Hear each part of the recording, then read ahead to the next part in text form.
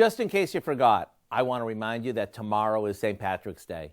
That means tonight, before you go to bed, you might want to pick out something green to wear so you don't forget in the morning. Next, make sure your slow cooker is ready. So in the morning, you can just add the corned beef and cabbage, turn it on, and come supper time, dinner is ready. Last, but certainly not least, you may want to whip up our Irish cream cake, which is magically good.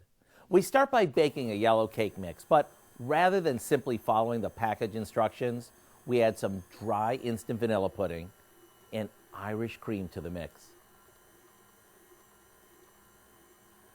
Then we pour it over some chopped pecans in a Bundt pan. While this bakes, we'll make a quick throw-together glaze to pour over it. When the cake comes out, we poke it a few times with a fork and pour the glaze on it so that it soaks in.